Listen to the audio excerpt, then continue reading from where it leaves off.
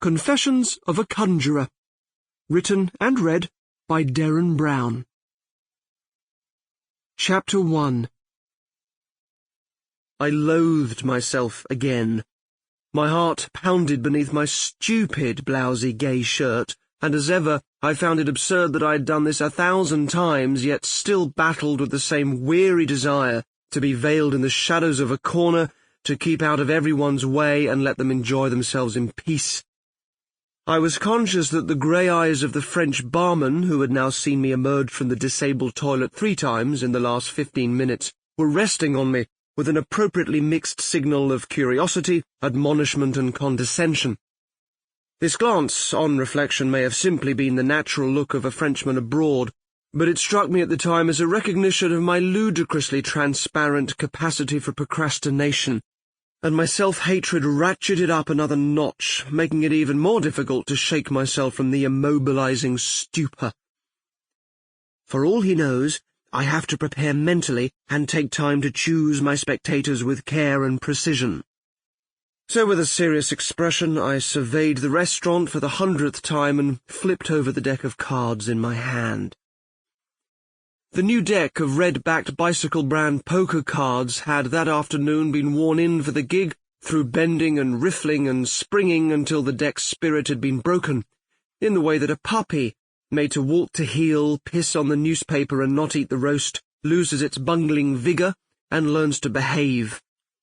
A brand-new bike deck is, for a short while, wanton and precarious. For those first few minutes it may simply spread effortlessly in the hands, the cards riding the frictionless slivers of oily space that lie between each virgin surface and gliding on their own advertised air-cushioned finish, absorbing and redirecting the pressure of the fingers into a beautiful, even spread at the slightest touch, each pasteboard fluidly moving along with its one higher, one lower neighbour. But as marvellous as this evenness of movement is, and as satisfying as it feels to see a ribbon of 54 perfectly spaced and ordered indices appear almost instantaneously between the hands, with an apparent mastery of controlled pressure that could not likely be wielded upon grubbier cards after a career of practice, the new deck is at other times reckless and prone to belching itself without warning from the hand, leaving usually just 2 cards held, a circumstance caused by the natural moisture from the thumb and forefinger pads adhering to the back of the top card and face of the bottom, respectively, and holding them back while the others issue defiantly from one's grip towards the floor. Idiot.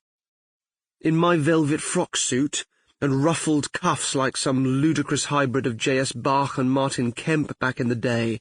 around the bottom of my face a goatee like a 70s pubic bush untouched by clippers since its first appearance as a student years before, and which would remain so for another year still, reaching madly in all directions, until one morning, standing at the mirror in my freezing mezzanine bathroom just down the stairs from my flat, I would eventually cut into its sides with the bacon scissors with a view to divesting myself of it completely,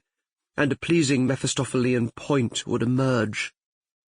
I held the deck level in my hands and played at tilting and squeezing the slippery pile, almost but not quite enough to discharge it onto the flagstone tiles in the manner I found myself considering.